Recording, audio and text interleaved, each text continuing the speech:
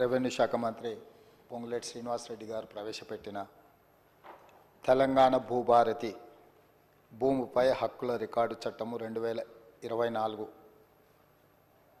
ఈ ప్రవేశపెట్టిన చట్టాన్ని సంపూర్ణంగా సమర్థిస్తూ దీనికి సంబంధించిన చర్చను తమరు ఓపికతో ఇది ప్రజలకు సంబంధించిన సమస్య కాబట్టి కొంతమంది సభ్యులు గతంలో వాళ్ళు ఒక అద్భుతమైన ప్రవేశపెట్టిన ధరణి చట్టాన్ని రీప్లేస్ చేస్తూ ఈ కొత్త చట్టం ప్రవేశపెట్టడం ద్వారా తెలంగాణ రాష్ట్రంలో దాదాపుగా యాజమాన్యపు హక్కులున్న 1,52,00,000 ఎకరాల భూములకు సంబంధించిన వివరాలను భద్రపరచడమే కాకుండా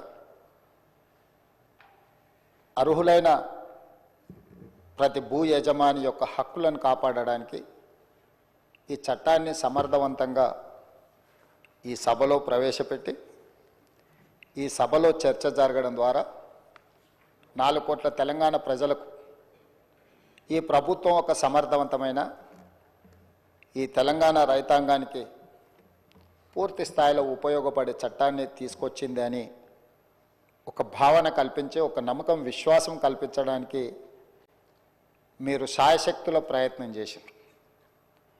ప్రధాన ప్రతిపక్ష పార్టీ అహంభావంతో అహంకారంతో సభా మర్యాదలను ఉల్లంఘించి సభాపతి మీదనే దాడి చేస్తామన్న ధోరణిలో చర్చను అడ్డుకోవాలనే ప్రయత్నం చేసింది. సహజంగా మిత్రులు సాంబశివరావు గారు చెప్పినట్టు ఎవరికైనా కుర్చీలో కూర్చుంటే సహనానికి కూడా ఒక హద్దు ఉంటుంది. మీరు సహనం కోల్పోయి వాళ్ళ మీద చర్యలకు ఉపక్రమించే పరిస్థితులు వాళ్ళు కల్పించిన మీరు చాలా ఓపికతో వారు ఎలాంటి ప్రయత్నాలు చేసినా రెచ్చగొట్టడం ద్వారా ఈ చర్చను తప్పుదారి పట్టించాలనే ప్రయత్నం చేసినా మీరు అవకాశం ఏమాత్రం ఇవ్వకుండా వాళ్ళంతటా వాళ్ళే సహనం చచ్చిపోయి సహకరించవలసిన పరిస్థితిని కల్పించి ఈ సభను ముందుకు నడిపించి ఇంత కీలకమైన ముఖ్యమైన ఈ చట్టాన్ని తెలంగాణ రాష్ట్ర రైతాంగానికి మేలు జరిగే విధంగా ఈరోజు కొనసాగించినందుకు మిమ్మల్ని మనస్ఫూర్తిగా అభినందిస్తూ ఈ తెలంగాణ సమాజం ఈ ప్రాంతం ప్రతి సమస్య భూమి చుట్టూతోనే ముడిపడి ఉన్నది. ఆనాడు ప్రధానంగా కమ్యూనిస్టు సోదరులు రావి నారాయణ రెడ్డి గారు కావచ్చు, ఆరుట్ల కమలాదేవి గారు కావచ్చు, మల్లు స్వరాజ్యం గారు కావచ్చు, భీమిరెడ్డి నరసింహారెడ్డి గారు కావచ్చు, ధర్మ భిక్షం కావచ్చు, సరే ఆరుట్ల కమలాదేవి, ఆరుట్ల రామచంద్రారెడ్డి గారు, బద్దం ఎల్లారెడ్డి గారు, మిత్రులు చాలామంది చెప్తా ఉన్నారు, చాకల ఐలమ్మ, ఇట్లా అంటే చరిత్రలో వెనక్కిపోయినా కొద్దిగా వాళ్ళ పోరాటాలన్నీ కూడా వారు ఈ పోరాటంలో అసూలు బాసింది ఈ భూమి కోసమే. ఈ భూమిని ఆత్మగౌరవంగా, ఈ భూమిని హక్కుగా, ఈ భూమి వాళ్ళ జీవించే హక్కు వాళ్ళకు ఆత్మగౌరవాన్ని తెచ్చిపెట్టేది. దీని మీద కొంతమంది ఆధిపత్యం చెలాయించి అధికారంతో అహంకారంతో ఆధిపత్యాన్ని నిలబెట్టుకోవాలని రకరకాల దాడులు చేసి వాళ్ళను నియంత్రించి నిర్బంధించి వాళ్ళను భౌతికంగా అంతమొందించి అధికారాన్ని నిలబెట్టుకోవాలని చూస్తే ఆనాడు తొట్టి కొమరయ్య నుంచి దుడ్డుకర్రల సంఘం పెట్టి ఈ భూమిని కాపాడుకునే ప్రయత్నంలో వాళ్ళు విజయం సాధించిండ్రు. వాళ్ళు అమరులు అయిండొచ్చు కాక, కానీ తెలంగాణ సమాజంలో ఉన్న భూమే తమ హక్కు ఆత్మగౌరవాన్ని భావించి సాయుధ రైతాంగ పోరాటం చేసి భూమి కోసం, భుక్తి కోసం, విముక్తి కోసం ఆనాడు వీరోచితంగా పోరాటం చేసి ఆనాడు చెరబట్టిన రాజుల నుంచి ప్రాంతానికి విముక్తి కలిగించారు. ఆ తర్వాత ఎప్పుడు ఏ ఉద్యమం వచ్చినా, అది కమ్యూనిస్టు ఉద్యమాలు కావచ్చు, నక్సల్బరీ ఉద్యమాలు కావచ్చు, దళిత గిరిజన సంఘాలు, తుడుం దెబ్బలు, ఆదివాసీ సంఘాలు కావచ్చు, వీళ్ళందరి పోరాటాలు భూమి చుట్టూతోనే పరిభ్రమించినాయి. ఈ భూమి కోసమే వాళ్ళు సర్వం ఒడ్డి ఈ భూమిని రక్షించుకునే పనిలో పోరాటాలు చేసిండ్రు. పటేల్ పట్వారి వ్యవస్థ రద్దుకు కూడా కారణం పేద ప్రజల భూముల మీద కొద్దిమంది ఆధిపత్యం చెలాయించాలని చూడడంతో పటేల్ పట్వారి వ్యవస్థను రద్దు చేయడం జరిగింది అధ్యక్ష. అట్లాంటిది ఆర్ఓఆర్ యాక్ట్ కావచ్చు, రకరకాలుగా ఏ భూ యజమాని అయితే ఉన్నాడో ఆ యజమానుల యొక్క హక్కులను కాపాడడానికి సమయం సందర్భం వచ్చినప్పుడల్లా మనం చట్టాలు చేసుకున్నాం. ఆ చట్టాల ద్వారా వాళ్ళ హక్కులను కాపాడుతూ వచ్చినాం.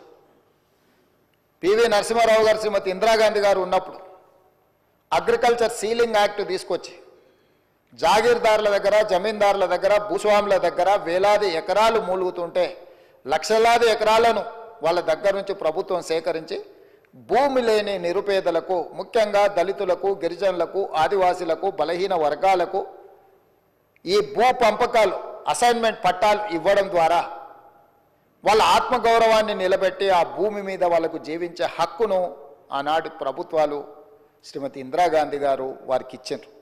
దీనికి కారణం, ప్రేరేపితం ఆనాడు భూముల కోసం కమ్యూనిస్టులు చేసిన పోరాటాలని ఈరోజు మనం చెప్పుకోక తప్పదు.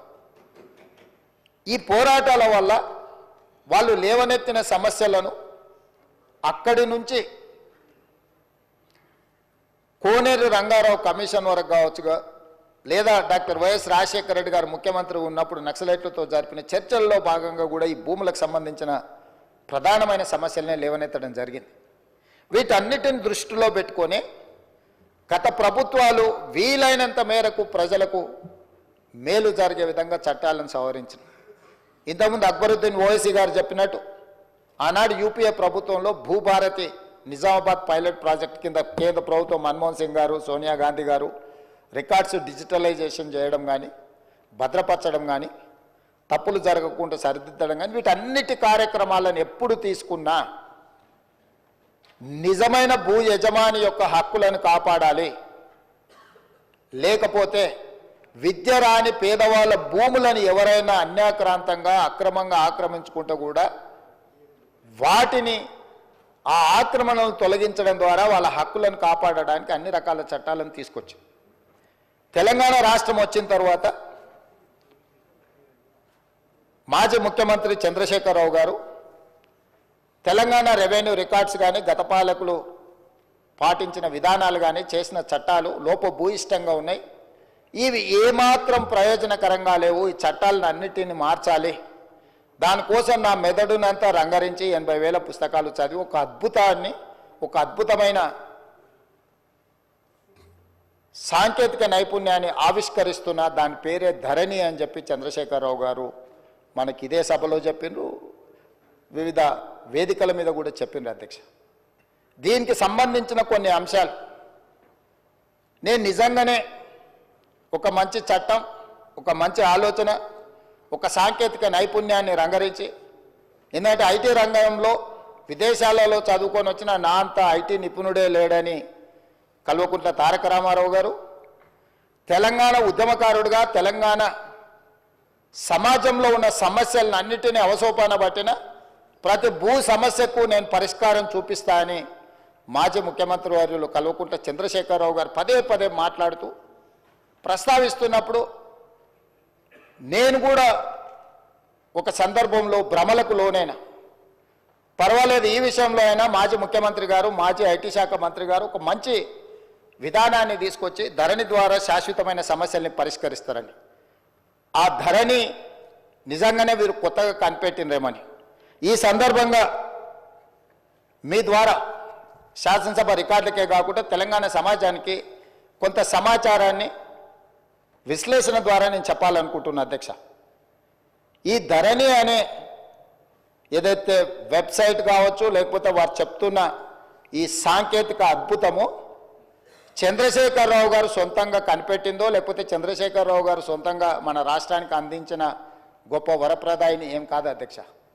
2010 సంవత్సరంలోనే ఒరిస్సా రాష్ట్రం, మన పక్కనున్న రాష్ట్రం, ఈ ధరణి పేరు మీద ఈరోజు తెలంగాణ రాష్ట్రంలో ఏదైతే ఈ ధరణి ఈ మాడ్యూల్ని ఇంట్రడ్యూస్ చేసినో IL&FS సంస్థకు 2010 సంవత్సరంలోనే అక్కడ రిజిస్ట్రేషన్లు చేయడానికి, అక్కడ భూ రికార్డులను పరిశీలించడానికి ఒరిస్సా ప్రభుత్వము నామినేషన్ బేసిస్ మీద వాళ్ళకి టెండర్ ఇచ్చింది అధ్యక్ష. 2019 సంవత్సరంలో చంద్రశేఖరరావు గారు ఏ సంస్థకైతే కట్టబెట్టిండో అదే సంస్థ, అదే యజమానులకు ఒరిస్సా రాష్ట్ర ప్రభుత్వము 2010 సంవత్సరంలోనే ఈ ధరణి పేరు కూడా మార్చలేదు అధ్యక్ష. నువ్వు ధరణి అన్నావు, వాళ్ళు ఈ ధరణి అన్నారు. ఎందుకంటే ఎలక్ట్రానిక్ రిలేటెడ్ ఇష్యూ కాబట్టి ఈ ధరణి పేరు మీద 2010 సంవత్సరంలో ఒరిస్సా ప్రభుత్వం ఆ సంస్థకు అప్పచెప్తే 4 సంవత్సరాలు నిర్వహించిన తర్వాత కాగ్ ఏం నివేదిక ఇచ్చిందంటే అధ్యక్ష, 2014లో అసలు ఈ ధరణి ఈ రిజిస్ట్రేషన్ సాఫ్ట్వేర్ లోపాలను కాగ్ నివేదిక బయటపెట్టడం కాకుండా ఎలాంటి కాంపిటేటివ్ బిడ్డింగ్ చేయకుండా వాళ్ళకు నామినేషన్ బేసిస్ మీద ఇవ్వడం మీరు తప్పు. వాళ్ళకి ఎలాంటి అనుభవం లేదు ఇందులో. వాళ్ళకి ఏదైతే ఒరిస్సా ప్రభుత్వం అప్పచెప్పిన బాధ్యత, రిజిస్ట్రేషన్లు, రెవెన్యూ రికార్డ్స్కు సంబంధించిన బాధ్యత అప్పచెప్పినరో వాళ్ళకి ఎలాంటి నైపుణ్యం లేదు. ఇలాంటి నైపుణ్యం లేని సంస్థకు, లోపభూయిష్టంగా నిర్వహిస్తున్న సంస్థకు మీరు ఇవ్వడం 100% అని తప్పుపట్టడమే కాకుండా NIC, కేంద్ర ప్రభుత్వ రంగ సంస్థ అయిన NICకి ఇలాంటి సంస్థల్ని మీరు అసలు పక్కన పెట్టి వాళ్ళకి ఇవ్వకుండా వీళ్ళకి ఇవ్వడం తప్పు అని చెప్పి కాగ్ నివేదిక ఇచ్చింది అధ్యక్ష 2014లో. ఇక్కడ తమరి ద్వారా నేను తెలంగాణ ప్రజలకు నేనేం చెప్పదలుచుకున్నా అంటే, చంద్రశేఖరరావు గారు 2018, 2019 ఆ తర్వాత వివిధ సందర్భాలలో మాట్లాడిన మాటలు వారి మెదడునంత రంగరించి ఒక అద్భుతాన్ని, ఒక అమృతాన్ని తీసి అమృతంలో నుంచి సృష్టించిన ధరణి వారి యొక్క ఆలోచన అనేది అయితే చెప్పిండో అది శుద్ధ తప్పు. 2010 సంవత్సరంలోనే IL&FS కంపెనీ ఈ విధానాన్ని ఒరిస్సా ప్రభుత్వానికి చేరవేస్తే, ఒరిస్సా ప్రభుత్వం వాళ్ళ కాంట్రాక్ట్ ఇస్తే 4 సంవత్సరాలు నిర్వహించిన తర్వాత కాగ్ నివేదిక 100% తప్పు పట్టింది. ఈ లోపభూయిష్టమైన, ఏమాత్రం ప్రజలకు ఉపయోగపడని ఈ సాంకేతిక నైపుణ్యాన్ని ఎందుకు తెలంగాణ రాష్ట్ర ప్రజల నెత్తి మీద చంద్రశేఖరరావు గారు రుద్దినరో ఇప్పుడు మనం ఆలోచన చేయాలి. అంటే ఒక రాష్ట్రము 4 సంవత్సరాలు ఈ ప్రయోగం చేసి, ప్రయోగం ద్వారా సత్ఫలిత సాధించకపోను, దీనివల్ల ప్రయోజనం లేదని కేంద్ర ప్రభుత్వ రంగ సంస్థ అయిన కాగ్, కాంప్ట్రోలర్ ఆడిటర్ జనరల్ తప్పు పట్టిన తర్వాత కూడా చంద్రశేఖరరావు గారు దీన్ని ఎందుకు తెలంగాణ ప్రజల నెత్తి మీద రుద్దిండో తెలంగాణ ప్రజలకు చెప్పవలసిన బాధ్యత ఈ రాష్ట్ర ముఖ్యమంత్రిగా నా మీద ఉన్నది అధ్యక్ష. ఈ IL&FS కంపెనీ గురించి కొంచెం చర్చించుకోవాలంటే కొంచెం వెనక్కి వెళ్ళాలి అధ్యక్ష. 2011కి వెళ్ళాలి మనం. 2011లో సత్యం కంప్యూటర్ రిలేటెడ్ మేటాస్ అనే సంస్థ, సత్యం రామలింగరాజు గారు ఆనాడు దేశాన్నే కాదు ప్రపంచాన్నే తప్పుదోవ పట్టించి, ప్రపంచం ముందు భారతదేశం యొక్క సంస్థలు మోసాలు చేస్తాయని ఏదైతే కేసు వచ్చిందో 2011 సంవత్సరంలో మన పరువు ప్రతిష్టను మంట గలిపిన సత్యం కంప్యూటర్స్, మేటాస్, ఈ సంస్థలన్నీ కూడా ఆ రోజు రామలింగరాజు గారి కేసులో ఇరుక్కొని జైలుకు పోయి ఆ సంస్థలన్నిటిని కూడా దివాలా తీసే పరిస్థితిలో నుంచి ఈ మేటాస్ అనే సంస్థని IL&FS సేకరించింది అధ్యక్ష. సత్యం రామలింగరాజుకు సంబంధించిన సంస్థల్ని IL&FS అనే సంస్థ 2011 సంవత్సరంలో క్రిమినల్ కేసెస్లో ఇరుక్కొని అందులో ఉన్న సంస్థల్ని IL&FS సంస్థ సేకరించింది. సత్యం రామలింగరాజు గారి కుమారుడు తేజరాజు గారికి సంబంధించిన సంస్థలు IL&FS సేకరించి ఆ రోజు వాళ్ళిద్దరికీ ఒక అనుబంధం ఏర్పడ్డది అధ్యక్ష. ఆ అనుబంధంతో కొనసాగింపులో భాగంగా 2018 సంవత్సరంలో IL&FS సంస్థ గాదే శ్రీధర్ రాజుకు సంబంధించిన ఇంకొక సంస్థ, వీళ్ళందరూ జాయింట్ వెంచర్ కింద తెలంగాణ రాష్ట్రం ఇద్దామనుకున్న ధరణి పోర్టల్ టెండర్లో భాగస్వామ్యం తీసుకున్నారు అధ్యక్ష. 2018 సంవత్సరంలో తెలంగాణ రాష్ట్ర ప్రభుత్వం portal development and maintenance and control కోసం 2018లో టెండర్ పిలిచింది అధ్యక్ష. ఈ టెండర్ ప్రక్రియలో భాగంగా ఐఎల్ఎండ్ఎఫ్ఎస్, అదేవిధంగా గాదె శ్రీధర్రాజ్కు చెందిన ఈసెంట్రిక్, అదేవిధంగా విజన్ ఇన్ఫోటెక్ కంపెనీలు సంయుక్తంగా కాంట్రాక్టు సాధించుకున్నాయి. యువరాజుకు అత్యంత సన్నిహితులు ఎవరో తమరికి తెలుసు అధ్యక్ష. యువరాజు వెనకాల ఉండి ముందల గాదె శ్రీధర్రాజును, గాదె శ్రీధర్రాజు వెనకాల సత్యం ఆర్ మేటాస్ కంపెనీలను చేపట్టిన ఐఎల్ఎండ్ఎఫ్ఎస్ సంస్థను ముందలబెట్టి టెండర్లో భాగస్వామ్యం చేసి ఆ పని దక్కించుకున్నారు అధ్యక్ష. ఈ 2017 సంవత్సరంలోనే ఈ ఐఎల్ఎండ్ఎఫ్ఎస్ సంస్థ దివాలా తీయడమే కాకుండా క్రిమినల్ కేసులలో వీళ్ళు కూడా ఇరుక్కున్నారు అధ్యక్ష. 2011లో సత్యం కంప్యూటర్స్ కానీ మేటా సంస్థలు కానీ క్రిమినల్ కేసులలో ఇరుక్కొని జైలుకు పోయిన తర్వాత ఆ సంస్థల్ని సేకరించిన ఐఎల్ఎండ్ఎఫ్ఎస్ కూడా 2017లో ఇదే రకమైన కుంభకోణాలలో ఇరుక్కొని ఆ కంపెనీకి సంబంధించిన ఎండి రమేష్ బావా ఆయన జైలుకు పోయిండు, హరిశంకరన్ వైస్ చైర్మన్ ఈయన జైలుకు పోయిండు, రవి పార్థసారథి మాజీ చైర్మన్ ఆయన జైలుకు పోయిండు, రామ్చంద్ కరుణాకర్ అనే డైరెక్టర్, వీళ్ళందరూ కూడా వేలాది కోట్ల రూపాయల కుంభకోణాలకు పాల్పడి ఆ కుంభకోణాలు అన్ని కూడా దొరికిపోయి వీళ్ళందరూ జైలుకు పోయినారు అధ్యక్ష. ఇది ఎప్పుడు 2017 సంవత్సరానికే జరిగిపోయింది అధ్యక్ష. ఎప్పుడు కూడా రాష్ట్ర ప్రభుత్వాలు, కేంద్ర ప్రభుత్వాలు ఏదైనా ఒక సంస్థ క్రిమినల్ నేరాలలో పాల్గొని, ఆర్థిక నేరాలలో పాల్గొని జైలు శిక్షలో లేకపోతే ఆ సంస్థల మీద ఆరోపణలు ఉన్నప్పుడు ఆ సంస్థలను టెండర్లలో పాల్గొనకుండా నిషేధించే విధానం మన రాష్ట్రంలో, మన దేశంలో కొనసాగుతుంది. అయినా తెలంగాణ రాష్ట్ర ప్రభుత్వం, చంద్రశేఖరరావు గారి ప్రభుత్వము ఈ ఐఎల్ఎండ్ఎఫ్ఎస్ను లేకపోతే ఈసెంట్రిక్ లేదా విజన్ ఇన్ఫోటెక్ ఏదైతే జాయింట్ వెంచర్తో టెండర్ వేసిందో వీళ్ళని నిషేధించలేదు అధ్యక్ష.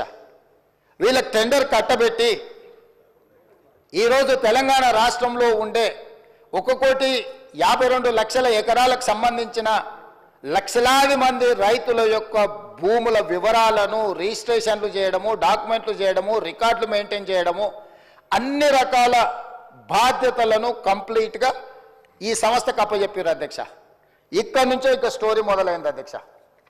అసలైన స్టోరీ ఇక్కడ ఉన్నది.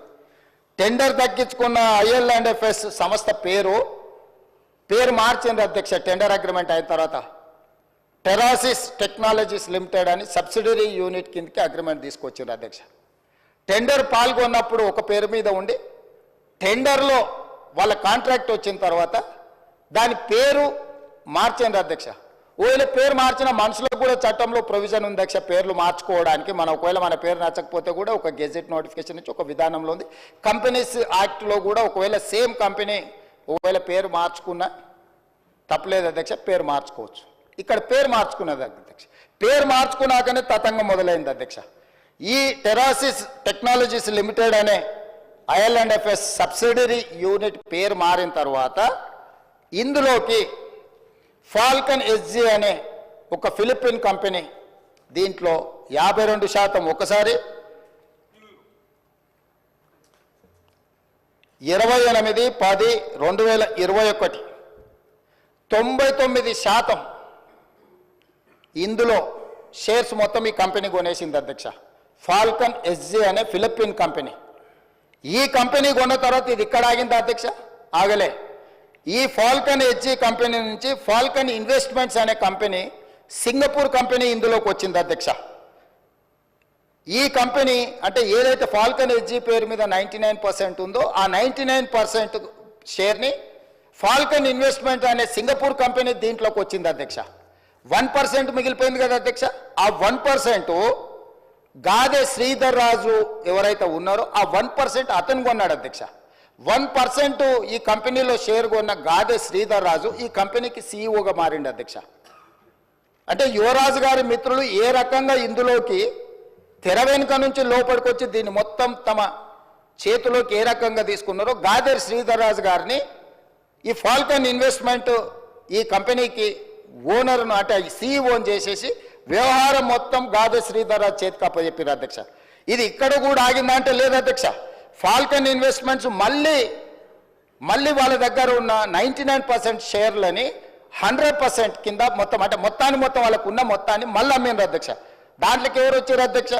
Sparrow Investments, GW Sky Private Limited, Hillbrook Investments వీళ్ళు ఒకవైపు వచ్చిండ్రు అధ్యక్ష.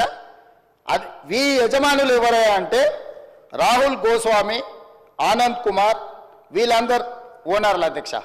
ఈ 3 కంపెనీల నుంచి మళ్ళీ హిల్బ్రూక్ ఇన్వెస్ట్మెంట్స్ నుంచి కొనుక్కున్న company Gateway fund two LP అనే ఇంకొక సంస్థ వచ్చింది అధ్యక్ష. దాంట్లో నుంచి మళ్ళీ స్పారో ఇన్వెస్ట్మెంట్స్ నుంచి కొనుక్కున్న దాంట్లో గేట్వే ఫండ్ టు ఎల్ఎల్పి ఇందులోకి వచ్చారు అధ్యక్ష. అంటే అల్లిబిల్లి కంపెనీలు అన్నిటిని పెట్టుకుంటూ ఈ కంపెనీలన్నిటి ద్వారా చివరికి వాళ్ళు ఎక్కడికి చేరింది అధ్యక్ష?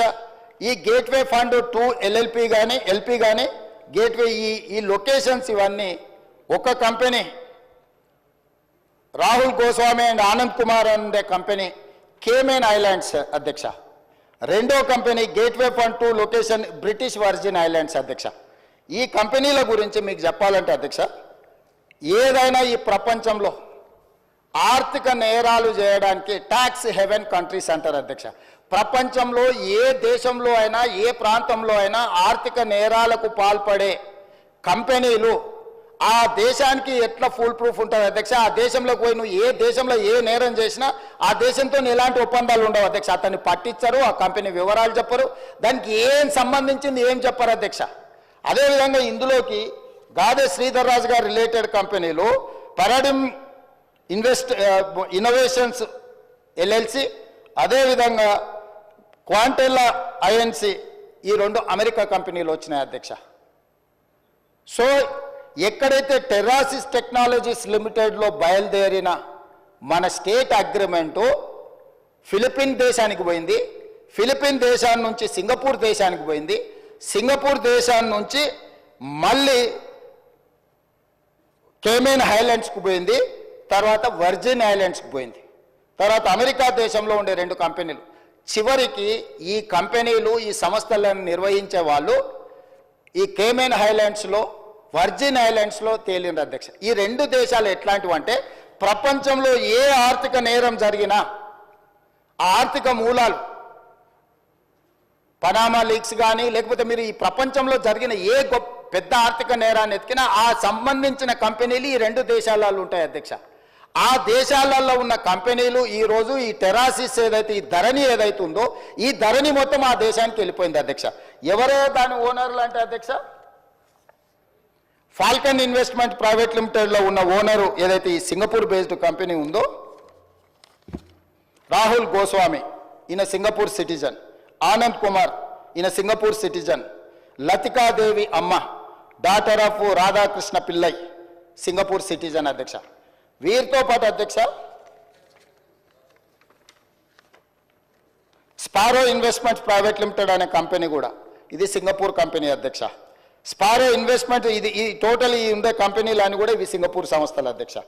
అదేవిధంగా అధ్యక్ష జీడబ్ల్యూ స్కై ప్రైవేట్ లిమిటెడ్ అనే సంస్థ కూడా సింగపూర్దే అధ్యక్ష.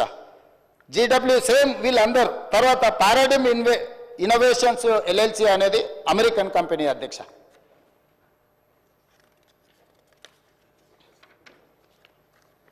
అదేవిధంగా హిల్బ్రూక్ ఇన్వెస్ట్మెంట్స్ అనే లిమిటెడ్ అనే కంపెనీ పేరు చెప్పిన కదా అధ్యక్ష, వర్జిన్ ఐలాండ్స్ బ్రిటిష్ అధ్యక్ష.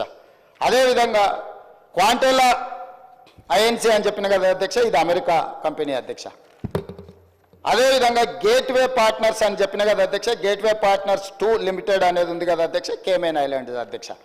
అంటే ఈ మొత్తం కంపెనీలు ఈ రోజు నిర్వహిస్తున్న గాదెర్ శ్రీధర్రాజుతో సహా వీళ్ళెవ్వరూ ఈ దేశ పౌరులు కాదు అధ్యక్ష. ఈ రాష్ట్ర పౌరులే కాదు, ఈ దేశంలో పక్క రాష్ట్ర పౌరులైనా పర్వాలేదు అధ్యక్ష. ఎవ్వరు కూడా ఈరోజు ఈ ధరణి పోర్టల్ నిర్వహిస్తున్న టెరాసిస్ కంపెనీ పేరు మీద మొదలయ్యి మారుకుంటూ పేర్లు మారుకుంటూ సంస్థలు మారుకుంటూ దేశాలు మారుకుంటూ ఈరోజు కేమెన్ ఐలాండ్స్కు బ్రిటిష్ వర్జిన్ ఐలాండ్స్కి ఎక్కడికైతే చేరిందో అవి ప్రపంచంలో ఆర్థిక నేరాలకు సంబంధించిన ట్యాక్స్ హెవెన్ కంట్రీస్ అధ్యక్ష. ఆ దేశంలో నేరం చేసిన ఎవడు పట్టుకోలేడు, ఆ దేశం ఎవరికి వివరాలు ఇయ్యదు.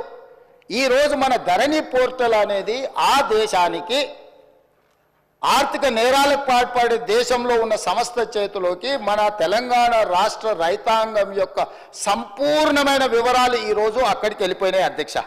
ఇది ఘనత వహించిన 80,000 పుస్తకాలు చదివిన తన మెదడంతా రంగరించి తయారు చేసిన అమెరికాకి వెళ్ళి ఐటీలో లక్షల కోట్ల రూపాయలు సంపాదించే ఉద్యోగాన్ని వదులుకొని తెలంగాణను ఉద్ధరిద్దామని వచ్చేసిన the great IT and industries minister mister Kalvakuntla Taraka Rama Rao గారి నేతృత్వంలో పిలిచిన ఈ టెండర్ ఏ సంస్థ పిలిచింది అధ్యక్ష? TSTS, Telangana state technology centre ఆ సర్వీసెస్. అది ఎవరు ఆధ్వర్యంలో? ఐటీ మినిస్టర్ ఆధ్వర్యంలో ఉంటుంది అధ్యక్ష. రెవెన్యూ డిపార్ట్మెంట్కు సంబంధించిన వ్యవస్థను నిర్వహించడానికి టెండర్ పిలవడానికి TSTSకి ఇస్తే TSTS టెండర్ పిలిచి ఆ శాఖ మంత్రి కేటీఆర్ గారు ఈరోజు వీళ్ళందరూ ఇప్పుడు నేను చదివి వినిపించిన వాళ్ళు గాదే శ్రీధర్ రాజు, రాహుల్ గోస్వామి, ఆనంద్ కుమార్ ఇట్లాంటి విదేశీ పౌరులు విదేశీ సంస్థల చేతుల్లో ఉన్న కంపెనీలో ధరణి పోర్టల్ పెట్టడంతో పూర్తిగా భద్రంగా ఎవరికి తెలియకుండా ఇదొక కాంట్రాక్చువల్ అగ్రిమెంట్ అధ్యక్ష. రెవెన్యూ డిపార్ట్మెంట్కు భూ యజమాని అయిన నాకు మా ఇద్దరికి సంబంధించిన వ్యవహారం అధ్యక్ష. రెవెన్యూ డిపార్ట్మెంట్లో CCLA దగ్గర నా వివరాలు ఉండాలి. నాకు ఆ సంస్థ రెవెన్యూ శాఖకు మాత్రమే సంబంధం ఇది అధ్యక్ష. నాకు ఇచ్చే పాస్బుక్ అయినా నాకు ఇచ్చే ఏ కాగితమైనా పహాని అయినా ఏదైనా రెవెన్యూ శాఖలో నిర్వహించి రెవెన్యూ శాఖకు సంబంధించిన ప్రభుత్వ అధికారులకు నాకు మధ్యలో ఉన్న ఒప్పందాన్ని ఈరోజు ఒక డిజిటల్ వెబ్సైట్ను నిర్వహించే నెపం మీద ఈ రాష్ట్రంలో ఉన్న అందరి సమాచారాన్ని తీసుకెళ్ళి 2020 అక్టోబర్ వీరు మొదలుపెట్టింది నా నియోజకవర్గంలో అధ్యక్ష. ఈ ధరణి పోర్టల్ని ఆనాడు నేను పార్లమెంట్ సభ్యుడిగా బాధ్యత వహిస్తున్న మల్కాజ్గిరి పార్లమెంటు నియోజకవర్గంలో అక్టోబర్ 29, 2020 నాడు మూడుచింతలపల్లిలో ధరణి పోర్టల్ని మొట్టమొదట చంద్రశేఖరరావు గారు ప్రారంభించారు అధ్యక్ష. ఆ రోజు నుంచి ఈ రోజు వరకు ఈ ధరణికి సంబంధించిన వివరాలను ధరణి పోర్టల్ నిర్వహణ, మన భూములు, మన లావాదేవీలు, మన భూములకు సంబంధించిన సంపూర్ణ సమాచారము ఈరోజు ట్యాక్స్ హెవెన్ కంట్రీస్లో ఉన్న వ్యక్తులు ఈ దేశ పౌరులుగాని వాళ్ళ చేతుల గాదే శ్రీధర్ రాజు చేతిలో, రాహుల్ గోస్వామి చేతిలో, ఆనంద్ కుమార్ చేతిలో, లకితా దేవమ్మ చేతిలోకి వెళ్ళిపోయింది అధ్యక్ష. అధ్యక్ష, నేను మిమ్మల్ని అడుగుతున్నా అధ్యక్ష, రెవెన్యూ శాఖకు నాకు సంబంధించిన సమాచారం మా ఇద్దరి మధ్యలోనే ఉండాల్సిన సమాచారము, ఈ సమాచారం అంతా తీసుకెళ్లి ఇతర దేశాలలో ఆర్థిక నేరాలలో ఇరుక్కపోయిన కంపెనీలు IL&FS కానీ లేకపోతే సత్యంతో ఉన్న రిలేషన్ కానీ ఆ కంపెనీలో ఉన్న MDలు, వైస్ చైర్మన్లు లేకపోతే డైరెక్టర్లు అందరూ 2017లోనే ఆర్థిక నేరాలకు పాల్పడి వేల కోట్ల రూపాయల కుంభకోణాలలో పాల్పడి జైళ్లలో ఉన్న సంస్థకు చంద్రశేఖరరావు గారు అప్పచెప్పి ఈ తెలంగాణ రైతాంగ సంపూర్ణ సమాచారాన్ని దేశాలు దాటిచ్చింది అధ్యక్ష. ఇవాళ డేటా మీకు తెలుసు కదా అధ్యక్ష ఎంత విలువైందో. ఒక రిజిస్ట్రేషన్ చేయాలంటే అధ్యక్ష నా ఆధార్ కార్డ్ నెంబర్ ఇవ్వాలి, నా బ్యాంకు ఖాతా ఇవ్వాలి, నా టెలిఫోన్ నెంబర్ ఇవ్వాలి. ఇవాళ ఇవన్నీ కూడా ఎన్క్రిప్షన్ అంటే ఒక సీక్రెట్ కోడ్లో ఉండాలి. ఒకవేళ ఆ వెబ్సైట్ నిర్వహించే వాళ్ళు చూడాలనుకున్నా కూడా కనిపించకూడదు అధ్యక్ష. కానీ క్లియర్గా వాళ్ళ దగ్గర డేటా కనిపిస్తుంది అధ్యక్ష. ఈరోజు ఈ నిర్వహణలో ఈ రాష్ట్రంలో 2020 నుంచి ఇప్పటి వరకు జరిగిన ప్రతి ట్రాన్సాక్షన్కు సంబంధించిన ఆధార్ కార్డు, బ్యాంకు ఖాతా నెంబర్, టెలిఫోన్ నెంబర్ అన్ని వివరాలు ఈరోజు పూర్తిగా క్రిస్టల్ క్లియర్గా వాళ్ళ చేతులకు వెళ్ళిపోయి ఇతర దేశాలు, దేశ సరిహద్దులు దాటిపోయి ఇతర దేశాలు ఆర్థిక నేరాలకు పాల్పడుతున్న దేశాలకు మన రాష్ట్రంలో ఉన్న సంపూర్ణమైన రెవెన్యూ సమాచారం అని తెలిపోయింది అధ్యక్ష. ఇది ఎంత తీవ్రమైన నేరం అంటే ఈ నేరానికి శిక్ష అనేది ఏ స్థాయిలో విధించాలనో చట్టాలన్నిటిని కూడా చదవాల్సిన పరిస్థితి ఈరోజు ఈ రాష్ట్రంలో చంద్రశేఖరరావు గారు కల్పించారు అధ్యక్ష. అధ్యక్ష, ఈరోజు ఇంత నమ్మకంగా ఒక ప్రభుత్వం మీద నమ్మకం ఉండి ప్రజలు తమ సంపూర్ణమైన సమాచారాన్ని ప్రభుత్వం దగ్గర పెడితే ఆ ప్రభుత్వంలో ఉన్న పెద్దలు ఆ నమ్మకాన్ని వమ్ము చేసి తెలంగాణ ప్రజలకు ద్రోహం చేసి మోసం చేసి సంపూర్ణ సమాచారాన్ని క్రిమినల్స్ చేతుల క్రిమినల్ కేసెస్ ఎదుర్కొంటున్న కంపెనీల చేతులకి సంపూర్ణంగా సమాచారాన్ని బదిలీ చేసిండ్రంటే దీని మీద ఏ రకమైన విచారణ చేయాలనో తెలంగాణ సమాజం ఆలోచించాలి, ప్రతిపక్షాలు అందరూ కూడా ఆలోచించాలి. అధ్యక్ష ఈ కంపెనీలు అన్నిటిని కూడా ఏ ఒక్క కంపెనీ కూడా ఈ దేశంది కాదు అధ్యక్ష. ఇవాళ ఈ సాంకేతిక నైపుణ్యం ధరణియో లేకపోతే ఐలాండ్ అఫేర్స్ కాదు అధ్యక్ష. ఎప్పుడో తెలంగాణ రాష్ట్రంలో ఉమ్మడి రాష్ట్రంలో ఈ దేశంలోనే ఎన్ఐసి వెబ్ ల్యాండ్ అనే ఒక వెబ్సైట్లో సంపూర్ణమైన ఇట్లాంటి డిజిటల్ వ్యవస్థ కేంద్ర ప్రభుత్వం పరిధిలో ఉన్న ఎన్ఐసి దగ్గర సంపూర్ణంగా ఉంది అధ్యక్ష. ఇవాళ గుడ్ గవర్నెన్స్ మన దగ్గర ఉంది అధ్యక్ష. మనం లక్షలాది రాష్ట్రాల దేశాల పరీక్షలు మనం నిర్వహిస్తున్నాం అధ్యక్ష. మరి చెన్నారెడ్డి మానవ వనరుల విభాగంలో అద్భుతమైన సాంకేతిక నైపుణ్యం ఉన్న వ్యవస్థ మొత్తం మన ప్రభుత్వంలో ఉంది అధ్యక్ష. మనమే ఇతర దేశాలకు ఆదర్శంగా ఉండేటట్టు, ఇతర రాష్ట్రాలకు ఆదర్శంగా ఉండేటట్టు మనం తీసుకున్న నిర్ణయాలను ఈరోజు పక్కదో పట్టించి కేంద్ర ప్రభుత్వ రంగ సంస్థ అయిన ఎన్ఐసికి కూడా ఇవ్వకుండా గాదే శ్రీధర్ రాజుకు ఈరోజు అప్పచెప్పడం ద్వారా మన సంపూర్ణమైన సమాచారాన్ని ఇతర దేశాలకు పంపించారు అధ్యక్ష. అందుకే నేను అడుగుతున్నా అధ్యక్ష, టెరాసిస్తో మొదలైన ఈ లావాదేవీ టెండర్లో సక్సెస్ అయిన IL&FS సంస్థ నుంచి ఫాల్కన్ ఎడ్జి సింగపూర్ కంపెనీకి ఎట్లా పోయింది, ఫిలిపిన్ కంపెనీకి ఎట్లా పోయింది, అక్కడ నుంచి ఫాల్కన్ ఇన్వెస్ట్మెంట్స్కి ఎట్లా పోయింది, అక్కడ నుంచి స్పారో ఇన్వెస్ట్మెంట్స్కి ఎట్లా పోయింది, అక్కడ నుంచి JW స్కై ప్రైవేట్ లిమిటెడ్కి ఎట్లా పోయింది, అక్కడ నుంచి గేట్వే ఫండ్ 2LPకి ఎట్లా పోయింది, అదేవిధంగా హిల్బ్రూక్ ఇన్వెస్ట్మెంట్ సంస్థకి ఎట్లా పోయింది, అదేవిధంగా పారాడిమ్ ఇన్నోవేషన్స్ LLCకి ఎట్లా పోయింది, అదేవిధంగా క్వాంటెల్ INCకి ఎట్లా పోయింది. ఇవన్నీ సంస్థలు టాక్స్ 7 కంట్రీస్ అయిన ఈరోజు కేమెన్ ఐలాండ్స్ కానీ లేకపోతే బ్రిటిష్ ఐలాండ్స్ కానీ ఈ సమాచారం చేరిన తర్వాత ఇంకా అద్భుతమైన ఎన్నికల ముందు చంద్రశేఖరరావు గారు వాదించడమే కాకుండా మేము దీన్ని మార్పు తీసుకొస్తాము అని చెప్తే మమ్మల్ని అందరినీ కూడా బంగాళాఖాతంలో వేయమని వారు తిట్టిండ్రు అధ్యక్ష. అసలు వారు ఒంటి కాళ్ళ మీద ఎగురుతున్నప్పుడు నేను ఆశ్చర్యపోయినా. ఆయన ఎలక్షన్లో ఆయన మేనిఫెస్టో చెప్పుకున్నా, ఆయన ప్రజలకు ఏమైనా చెప్పుకుంటాడు. మా ఎలక్షన్లో మేము ఏం విధి విధానాలతో ప్రజలకు ఒక మంచి పారదర్శకమైన పరిపాలన అందిస్తాం మేము చెప్పినాం. మా మీద కోపము, కారణము, ఆవేశము, వారు ఆవేశంతో ఊగిపోతుంటే ఉపన్యాసాలలో నాకు అర్థం కాలేదు అధ్యక్ష. కొంత ఈరోజు ప్రభుత్వంలోకి వచ్చిన తర్వాత పరిశీలించిన తర్వాత ఎన్ని ప్రభుత్వ భూములు, అది దేవాదాయ భూములు కావచ్చు, లేకపోతే భూదాన్ భూములు కావచ్చు, లేకపోతే ప్రైవేట్ భూముల యజమానుల పేర్లు మార్చే విషయంలో కావచ్చు, వాళ్ళు చేసిన అరాచకం, దురాగతం, దుర్మార్గం ఏ స్థాయిలో ఉంది అని అంటే ఇంకా మనం చెప్పలేనంత స్థాయికి ఈరోజు ఇది చేరింది అధ్యక్ష. అందుకే దానికి ఉదాహరణ కింద నేను చెప్పదలుచుకున్న అధ్యక్ష ఒక 2-3 ఉదాహరణలు. ఏ చట్టం అయితే ఈ టెండర్ అగ్రిమెంట్ ప్రకారం అధ్యక్ష, ఈ టెరాసిస్ కాంట్రాక్ట్ అగ్రిమెంట్ అధ్యక్ష 9.20 అగ్రిమెంట్ క్లాజ్లో ఉన్నది అధ్యక్ష.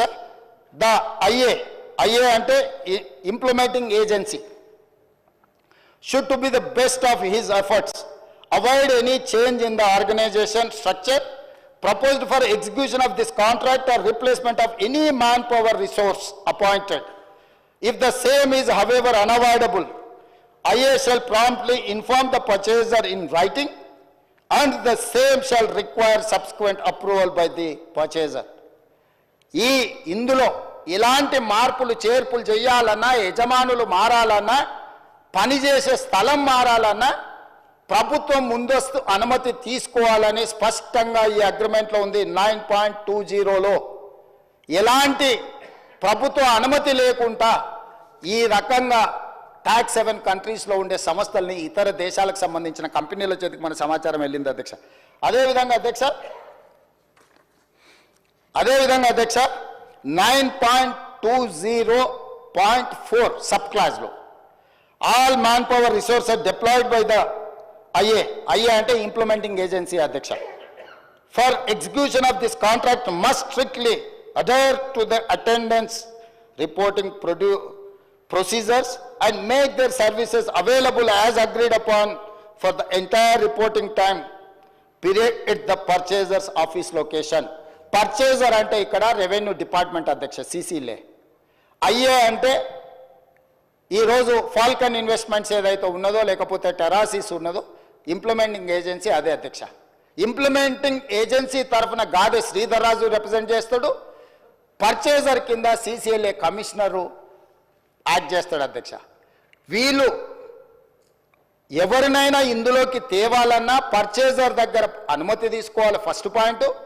వీళ్ళు ఏ పని చేసినా ఈ సాఫ్ట్వేర్లో కూర్చొని మనం జరుగుతున్న ట్రాన్సాక్షన్స్, మనం జరుగుతున్న రిజిస్ట్రేషన్లు, మనం మెయింటైన్ చేస్తున్న రెవెన్యూ రికార్డ్స్ అన్నీ కూడా పర్చేజర్ లొకేషన్లో అంటే ప్రభుత్వ ఆఫీసులో ఉండి పని చేయాలి అధ్యక్ష ఈ అగ్రిమెంట్ ప్రకారం. కానీ అదే కాకుండా అధ్యక్ష 9.20.6 the IA shall provide and deploy at the purchaser's office location for carrying out the work. ఈ రెండు సెక్షన్ల ప్రకారము వాళ్ళు చేస్తున్న పని ఈ టెరాసిస్ అనే సంస్థ రెవెన్యూ శాఖకు సంబంధించిన సిసిఎల్ఏ ఆఫీస్లో కూర్చొని పనిచేయాలి అధ్యక్ష. కానీ ఈరోజు అధ్యక్ష అధికారుల నుంచి నాకు అందుతున్న సమాచారం తెలంగాణ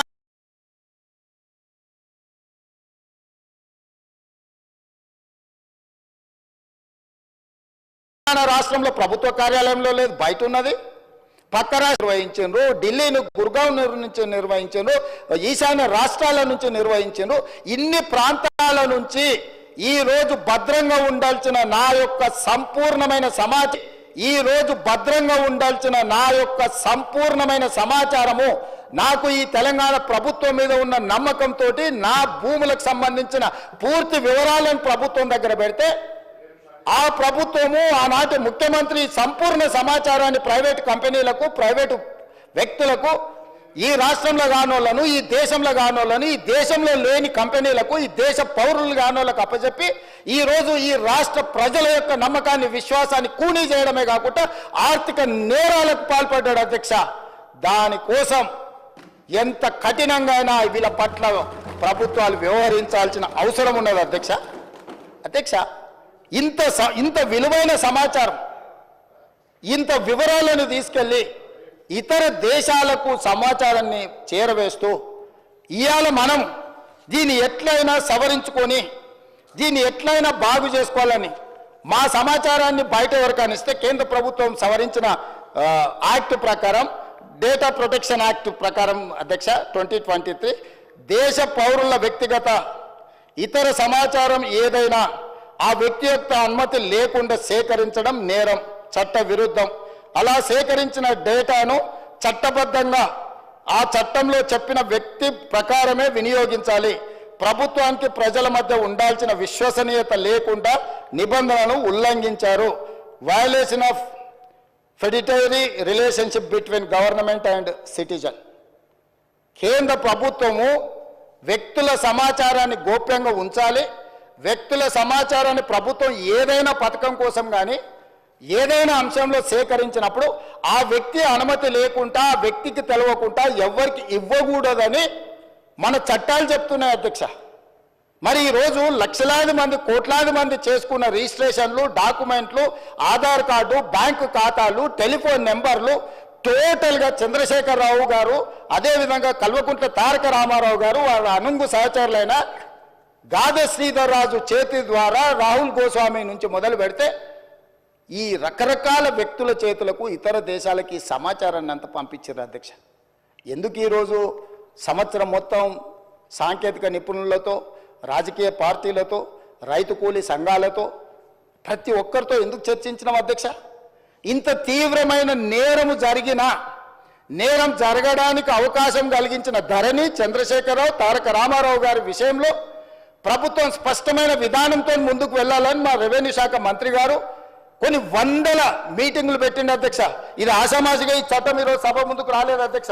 ఈ చట్టం ఈరోజు ఈ సభ ముందుకు వచ్చిందంటే ఎన్నో నిద్రలేని రాత్రులు, కొన్ని వందల గంటలు ఈ అధికారులు, వీళ్ళు, మేమందరం, నా పాత్ర పరిమితమే. వాళ్ళు చేస్తున్న పనిని ప్రోత్సహించడం ముఖ్యమంత్రిగా నేను చేసిన పని. కానీ ఇక్కడ కూర్చున్న అధికారులు కానీ, కమిటీ కానీ, రిటైర్డ్ ఆఫీసర్స్ కానీ, రిలేటెడ్ కన్సర్న్ మినిస్టర్ కానీ వాళ్ళు కొన్ని వందల గంటలు, రోజుల కొద్దీ దీని మీద చర్చించి దీన్ని క్షుణ్ణంగా పరిశీలించి ఈ భూభారతి 2024 చట్టాన్ని సభలోకి తీసుకొచ్చినాం అధ్యక్ష. ఈ సభలోకి తెచ్చి దీని పట్ల ఒక మంచి చర్చ జరగడం ద్వారా సంపూర్ణమైన విశ్వాసాన్ని ఇవ్వాలి. మేము వచ్చిన తర్వాత వాళ్ళ కాంట్రాక్టు పూర్తి చేసి ఎన్ఐసికి బదిలీ చేసినాం అధ్యక్ష. నిన్నమననే వాళ్ళకి టెండర్ అగ్రిమెంట్ ఉండి బదిలీ చేయని పరిస్థితుల్లో నాకు తెలిసి ఒక నెల అయినట్టు కేంద్ర ప్రభుత్వానికి సంబంధించిన సంస్థకు ఈ సమాచారాన్ని బదిలీ చేసి ఇవాళ సంస్థ టెరాసిస్ అనే సంస్థ గాదే శ్రీధర్ రాజు ఎన్ఐసికి సహకరిస్తలేడు. ఎందుకంటే ఈ డేటా మొత్తం ట్రాన్స్ఫర్ చేయాలి.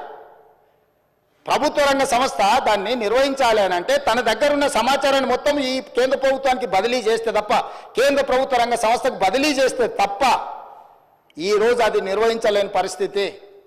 ఎందుకు మేము కొంతకాలం మౌనంగా ఉన్నామంటే ఇప్పుడు ఏ మాత్రం ఇందులో ఏ కేసులో ఇంకే విచారణకు ఆదేశిస్తే ఒక్క టాక్స్ హెవెన్ కంట్రీస్లో కేమెన్ ఐలాండ్స్లో లేకపోతే వర్జీనియా, బ్రిటిష్ వర్జీనియా ఎక్కడో ఉండి ఒక్క క్లిక్ కొడితే మన దగ్గర ఉన్న సమాచారం మొత్తం క్రాష్ అయిపోతుంది అధ్యక్ష. మన దగ్గర ఉండే సర్వర్లు అన్నిటిని కూడా డౌన్ చేస్తే దీన్ని రిపేర్ చేసుకోవడానికి, రిస్టోర్ చేసుకోవడానికి లేదా భవిష్యత్తులో రిజిస్ట్రేషన్లు చేసుకోవాలంటే కూడా అది రోజులు పట్టొచ్చు, నెలలు కూడా పట్టొచ్చు అధ్యక్ష. ఇంత కుట్రపూరితంగా ఒక వ్యక్తి చేతిలో యువరాజు గారిని ఆ రాజులు ఇంప్రెస్ చేసి ఉండొచ్చు. యువరాజు గారికి ఆ రాజులు అత్యంత సన్నిహితులు, కుడి భుజం ఎడం భుజం అయి ఉండొచ్చు. కానీ మనందరి సమాచారాన్ని రాష్ట్ర ప్రభుత్వం పూర్తి వివరాలను ఒక వ్యక్తి చేతిలో పెట్టి రాష్ట్రాలనుగా దేశాల సరిహద్దులు దాటిచ్చి ఏ దేశంలో అయితే ఎలాంటి మనం శిక్షలు, ఎలాంటి నేరగాళ్ళను పట్టుకోవడానికి ఒప్పందం లేని దేశాలకు పంపించారు అధ్యక్ష. నేను ఈరోజు మీకు చెప్తున్నా అధ్యక్ష, పార్లమెంట్ సభ్యుడిగా కొన్ని వందల లెటర్లు రాసిన ఆ దేశాలకు నేను మనుషులను పంపించిన డేటా సేకరించడానికి డబ్బులు గట్టైనా తీసుకురాపోండి అని యుఎస్ నుంచి నా మిత్రులను ఆ దేశానికి పంపించిన అధ్యక్ష. వాళ్ళు ఇవ్వలేదు. నా దగ్గర చాలా వివరాలు ఉన్నాయి అధ్యక్ష. నేను దీని మీద రీసెర్చ్ చేసినప్పుడు వీళ్ళు ఎన్ని రకాల అధ్యక్ష రిజిస్ట్రేషన్స్ అనేటివి డే టైంలో జరుగుతాయి అధ్యక్ష. మనం స్లాట్ బుక్ చేసుకుంటాం నార్మల్గా 10 to 5 or 6, 7 ఒకవేళ అయితే 7, 8 o'clock రిజిస్ట్రేషన్లు అధ్యక్ష. రాత్రి 9 గంటల నుంచి ఉదయం 6 గంటల వరకు కూడా రిజిస్ట్రేషన్లు జరిగిన డాక్యుమెంట్లు ఉన్నాయి అధ్యక్ష. అర్ధరాత్రి పూట ఏ ప్రభుత్వ అధికారి డాక్యుమెంట్లు రిజిస్ట్రేషన్ చేసిండు? అర్ధరాత్రి డాక్యుమెంట్లు రిజిస్ట్రేషన్ చేసే వ్యవస్థ మన రాష్ట్రంలో ఉందా? ఏ చట్టం ప్రకారం అర్ధరాత్రి పూట డాక్యుమెంట్లు ఎగ్జిక్యూట్ అయినాయో ఇవాళ మనం విచారణ చేయాల్సిన అవసరం లేదా అధ్యక్ష? ఎందుకు ఈరోజు వాళ్ళు అక్కడ నించోని, ఎందుకు ఈరోజు చర్చ జరగకుండా భూభారతి 2024 మీద చర్చనే జరగొద్దు, ససే మీద ముఖ్యమంత్రి గారు ఒకవేళ మాట్లాడితే ఈ బండారం బయటపడుతుంది, ఎట్లయినా అడ్డుకోవాలి అని ఎన్ని రకాల ప్రయత్నాలు చేసిండ్రు మీరు చూసిండ్రు కదా అధ్యక్ష. అధ్యక్ష, ధరణి వెబ్సైట్ వచ్చిన తర్వాత కొన్ని డాక్యుమెంట్లు నేను చెప్పదలుచుకున్నా అధ్యక్ష. మిత్రుడు మహేష్ రెడ్డి గారు కూడా ఉన్నారు, వారు కూడా వినాలి. కిషన్ రెడ్డి గారు స్వయంగా తిమ్మాపూర్ ఆయన సొంతూరులో భూదాన్ భూములకు సంబంధించి కిషన్ రెడ్డి గారు అపోజిషన్ లీడర్గా ఉన్నప్పుడు వాళ్ళు కంప్లైంట్ చేసిండు అధ్యక్ష. 100 ఎకరాల భూదాన్ భూమిని డాక్యుమెంట్లు మార్చే పరిస్థితి ఉన్నది, వాటి కాపాడు ఉండని. ఈరోజు కేంద్ర మంత్రి అధ్యక్ష కిషన్ రెడ్డి గారు, గతంలో హోంశాఖ మంత్రి అధ్యక్ష, ఆ కిషన్ రెడ్డి గారు ఫిర్యాదు చేసిన భూములను కూడా భూదాన్ భూములను కందుకూరు మండలం తిమ్మాపూర్ గ్రామం కిషన్ రెడ్డి కేంద్ర హోంశాఖ మంత్రిగా ఉన్నప్పుడే ప్రైవేట్ వ్యక్తుల పేర్ల మీద, ప్రైవేటు భూముల పేరు మీద భూదాన్ భూములను మార్చి భూములను అమ్మేసి దాని వెనకాల ఉన్నది ఎవరో తేలాలి అధ్యక్ష. నేను వచ్చిన తర్వాత ఎఫ్ఐఆర్ చేయించిన అధ్యక్ష. నేను వచ్చిన తర్వాత కిషన్ రెడ్డి గారి ఫిర్యాదును ఒక కేంద్ర మంత్రి అయిన ఆ భయం కూడా లేదు. ఆ రోజు హోంశాఖ మంత్రిగా కిషన్ రెడ్డి గారు ఉన్నారు అధ్యక్ష. ఆయన సొంతూరులో 100 ఎకరాల భూదాన్ భూములకు సంబంధించి కిషన్ రెడ్డి గారు ఫిర్యాదు చేస్తే కిషన్ రెడ్డి గారి ఫిర్యాదును కూడా లెక్క చేయకుండా భూములను ప్రైవేట్ వ్యక్తుల పేరు మీదకి మార్చేసిండ్రు అధ్యక్ష. నేను వచ్చిన వెంబడే నేను కేసు కట్టించిన అధ్యక్ష. పోకల్వాడలో ఈరోజు ప్రభుత్వ భూములను ప్రైవేట్కు ఈ ధరణి పోర్టల్ ద్వారా ఒక 2 ఎగ్జాంపుల్స్ చెప్తున్నా అధ్యక్ష. కొన్ని వందల వేలు ఉన్నాయి. రంగారెడ్డి, సంగారెడ్డి, మేడ్చల్ లాంటి జిల్లాలే కాదు ఇతర ప్రాంతాలలో కొన్ని వేల ఎకరాల ప్రభుత్వ భూములను యజమానుల పేర్లు మార్చడమే కాదు కొత్త కొత్త అన్ని తయారు చేసి వాటి అన్నిటిని కూడా సిద్దిపేట రకరకాల ఒక్క దగ్గర అని కాదు, నాగారము ఏ ఒక ప్లేస్ అని కాదు అధ్యక్ష. ఇవాళ నేను ఎందుకు కిషన్ రెడ్డి గారితో ప్రస్తావిస్తున్నా అంటే ఈరోజు ఆయన యూనియన్ క్యాబినెట్ మినిస్టర్ అధ్యక్ష. ఆయన సొంతూరులో ఆయన ఫిర్యాదు చేస్తే కూడా భయం లేకుండా భూదాన్ భూములను బదిలీ చేసి ప్రైవేట్ వ్యక్తులకు పట్టా భూముల కింద రిజిస్ట్రేషన్ చేసిండ్రు అధ్యక్ష. నేను వచ్చిన తర్వాత కిషన్ రెడ్డి గారు కూడా ఫిర్యాదు చేస్తే దీని మీద చర్యలు తీసుకోకపోతే ఎట్లా అని నేను ఎంక్వైరీకి ఆర్డర్ ప్లేస్ చేసి క్రిమినల్ కేసు బుక్ చేసిన అధ్యక్ష. ఇట్లా ప్రతి దగ్గర ఒక్కొక్కటి కాదు అధ్యక్ష, పోకల్వాడలో కానీ ఇతర ప్రాంతాలలో కానీ చాలా ప్లేసులు, చాలా ఎఫ్ఐఆర్లు, కొన్ని మా గంధంగూడ విలేజ్ కానీ, ఇవి నేను వచ్చిన తర్వాత కొన్ని నా దృష్టికి వచ్చిన వాటిని ఈరోజు నేను ఈ క్రిమినల్ కేసులు ప్రభుత్వ భూములను, ప్రైవేట్ భూములను, ప్రైవేట్ అయితే ఇప్పుడు ఈ వెబ్సైట్ ఓనర్కి ఎంత స్వేచ్ఛ ఉందంటే ఏడైనా కూర్చోవచ్చు, ఎప్పుడైనా ఏం కావాలన్నా ధరణి పోర్టల్కి వెళ్ళిపోయి మహేశ్వర్ రెడ్డి గారి పేరు మీద ఉన్న భూమిని శంకర్ గారి పేరు మీదకి మార్చవచ్చు, శంకర్ గారి పేరు మీద ఉన్న భూమి రేవంత్ రెడ్డి పేరు మీదకి మార్చవచ్చు, 30 ఎకరాలు ఉన్న భూమిని 3 ఎకరాలు చేయొచ్చు, 3 ఎకరాలు ఉన్న భూమిని 3 గుంటలు చేయొచ్చు. ఏం కావాలన్నా స్వైర విహారం చేసే అధికారం వాళ్ళకిచ్చి, ఆ ప్రైవేట్ ఏజెన్సీలకు ఇచ్చి, ఇవాళ పూర్తిగా రాష్ట్రంలో ఉండే భూమి అంటేనే భయపడేటట్టు, భూమి అంటేనే మాకు ఉంటుందో ఉండదో అనే అభద్రతా భావనలకు నెట్టేసే ధరణి చట్టాన్ని తీసుకొచ్చి ఈరోజు మొత్తం లోపభూయిష్టంగా వీటిని తయారు చేస్తే, గత సంవత్సరం నుంచి చాలాసార్లు చాలామంది మమ్మల్ని అన్నారు, ఇంకెప్పుడు తెస్తారా మీరు, ఇంకెప్పుడు మీరు కొత్త చట్టం తెస్తారా? అధ్యక్ష, అవగాహన చేసుకోవడానికి కూడా సమయం కావాలి అధ్యక్ష. ఇవాళ ఇంత కీలకమైన, ఇంత ప్రతిష్టాత్మకమైన భూభారతి 2024 చట్టం సభలోకి వచ్చినప్పుడు ప్రధాన ప్రతిపక్షం బాధ్యత ఏంది అధ్యక్ష? ధరణి నిజంగా అద్భుతమే అయితే భూభారతి లోపభూయిష్టమో రాజకీయ కారణాల చేత వెళ్ళి ప్రభుత్వం ప్రవేశపెడితే మమ్మల్ని అడగాలి, మమ్మల్ని కడగాలి, మమ్మల్ని అన్ని రకాలుగా నిలదీయాలి కదా అధ్యక్ష. ప్రతిపక్ష నాయకుడు వారు సభలోకి రావాలి కదా. ఎందుకంటే మా అందరికంటే వారికి ఉద్యమకారుడికి ఎక్కువ అవగాహన ఉంది. 80,000 పుస్తకాలు చదివినాను వారు పదే చెప్పినప్పుడు ఆ 80,000 పుస్తకాల యొక్క సారాంశాన్ని రంగరించి వారి మెదడును కూడా కరిగించి వారు సృష్టించిన అద్భుతం, అమృతం, ఆ ధరణి గురించి వారు వచ్చి లేదా వాళ్ళ పార్టీ తరఫున సంపూర్ణంగా మాట్లాడుంటే బాగుండేది కదా అధ్యక్ష. అది ఈ మాట్లాడితే, ఈ భూభారతి మీద చర్చ జరిగితే వాళ్ళ భూభాగవతం బయటపడుతుంది, వాళ్ళ బండారం బయటపడుతుంది. మళ్ళీ ఇంకొక కొత్త విచారణలను, కేసులను ఎదుర్కొని జైలుకు వెళ్లాల్సి వస్తుంది. కాబట్టి ఎట్టి పరిస్థితుల్లో ఇది చర్చ జరగొద్దని ఒక తొండి పంచాయతీ తీసుకొచ్చి పెట్టారు అధ్యక్ష. అధ్యక్ష, బీఎస్సీ జరిగింది, బిజినెస్ అడ్వైజరీ కమిటీ మీటింగ్ తమరి నాయకత్వంలో జరిగింది. మేము అందరం కూడా వచ్చినాం. గంటల కొద్దీ మాట్లాడినాం. ఆ రోజు 9 అంశాలతో కూడుకున్న రిప్రజెంటేషన్ వాళ్ళు తీసుకొచ్చి మీకు ఇచ్చింది అధ్యక్ష. ఈ అంశాల మీద మేము చర్చించాలనుకుంటున్నాం, వీటిని తీసుకెళ్ళండి. 9లో ఈ ఫార్ములా కార్ రేసింగ్ గురించి అడిగినరా అధ్యక్ష? ప్రస్తావన తీసుకొచ్చిరా? పోని వాళ్ళు ఈరోజు ఏమాదం తెస్తారు, ఎఫ్ఐఆర్ 2 రోజుల కింద అయింది కాబట్టి మాకు ముందు తెలియదు. అధ్యక్ష, 2023 డిసెంబర్ నుంచి డిసెంబర్ 7 తారీఖు మా ప్రభుత్వం ఏర్పాటు చేసి నేను బాధ్యత తీసుకున్న రోజు 3-4 రోజుల తర్వాత ఆ ఎఫ్ఈఓ సంబంధించిన ప్రతినిధి నా దగ్గరకు వచ్చి, గతంలో మేము కేటీఆర్తో ఈ రకమైన ఒప్పందాలు చేసుకున్నాం, మాకు లావాదేవీలు ఉన్నాయి, మాకు వ్యవహారం ఉంది, దీన్ని కొనసాగించాలని నా దగ్గరకు వచ్చిన అధ్యక్ష. ఇప్పటి దగ్గర అక్కడ ఫోటో ప్రదర్శిస్తూ అఫీషియల్గా చీఫ్ మినిస్టర్గా నేను అపాయింట్మెంట్ ఇచ్చిన అధ్యక్ష. ఏ సంస్థ అయినా, ఏ వ్యక్తి అయినా ఈ రాష్ట్రంలో పెట్టుబడులు పెట్టుంటే, ఈ రాష్ట్రంలో ఏదైనా అంశం ప్రస్తావించదలుచుకుంటే ఫ్రీగా ప్రజలకు ప్రజా దర్బార్ నిర్వహించిన అధ్యక్ష. ధూల్పేటలో గుడంబ అమ్ముకునేటోడు కావచ్చు, లేదా ఇంకెక్కడైనా ఏదైనా నేరంలో ఇరుక్కున్న ఆరోపణలు ఎదుర్కొంటున్నాడు కావచ్చు, ముఖ్యమంత్రి నా దగ్గర వచ్చి చెప్పుకునే స్వేచ్ఛ ఇచ్చిన అధ్యక్ష. అతను ఎదుర్కొంటున్నది నిజమైన ఆరోపణనేనా, నిజమా కాదా, వాస్తవమా అవాస్తవమా, ఎవరు వచ్చినా చెప్పుకునే స్వేచ్ఛ. నేను నా ఇంటి దగ్గర రోజు వందలాది మంది నేను కలుస్తా అధ్యక్ష. ప్రతిరోజు సెక్రటేరియట్లో మీకు తెలుసు 4 గంటల నుంచి 8 కానీ 9 కానీ ఎన్ని వందల మంది వచ్చినా ప్రతి ఒక్కరిని కలుస్తా, ప్రతి ఒక్కరితో ఫోటో దిగుతా. ఈ ఎఫ్ఈఓ సంస్థకు సంబంధించిన ప్రతినిధి ఈ కార్ రేస్లకు సంబంధించి చర్చించాలంటే నేను అపాయింట్మెంట్ ఇవ్వకుంటే ఎందుకుంటా అధ్యక్ష? ఏముంది అధ్యక్ష? నేను దిగిన ఫోటో అధ్యక్ష, ఆ ఫోటో నేనే దిగిన, వాళ్ళని పిలిచినా నేను. వాళ్ళు వచ్చి కలుస్తామంటే రమ్మన్నా, వచ్చి కలిచారు. కలిసిన తర్వాత ఈ విషయం ప్రస్తావించారు.